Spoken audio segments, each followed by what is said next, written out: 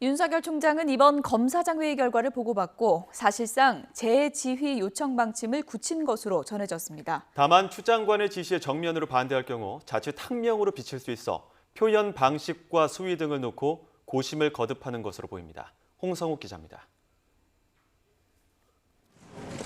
대검찰청은 지난 3일 열린 전국 검사장 회의 결과를 취합 정리해 윤석열 총장에게 보고했습니다. 자문단 소집 중단은 받아들이더라도 총장의 수사 지휘를 막은 건 위법하다고 뜻을 모은 만큼 윤 총장도 이 같은 의견을 반영해 최종 입장을 조율할 것으로 보입니다.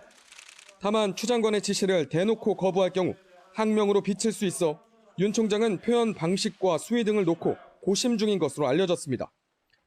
이의제기 같은 단정적 방식은 자제하면서 검사장들이 위법성을 지적한 총장의 수사지휘 배제에 대해 재지휘를 건의하는 내용의 입장을 내놓을 가능성이 커 보입니다.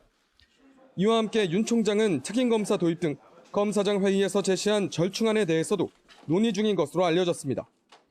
다만 앞서 추 장관이 이미 때늦은 주장으로 명분과 필요성이 없고 장관 지시에 반한다고 거부 의사를 명확히 한 점은 걸림돌입니다.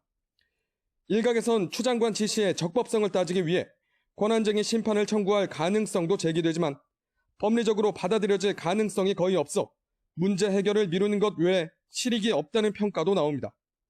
결론적으로 검사장 회의 결과를 감안할 때 윤 총장이 거취를 표명하거나 장관 지휘를 무작정 수용하진 않을 것으로 보여 다시 공은 추미애 장관에게 넘어가게 될 가능성이 큽니다.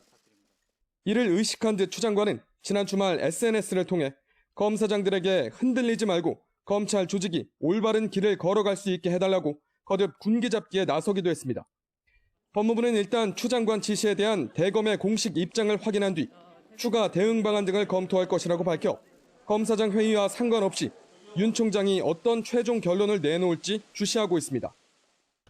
윤석열 총장이 지시 수용을 제외한 어떠한 입장을 밝히더라도 추미애 장관이 이를 지시 불이행으로 간주하고 감찰에 나설 가능성도 적지 않아 파장은 쉽게 가라앉지 않을 전망입니다.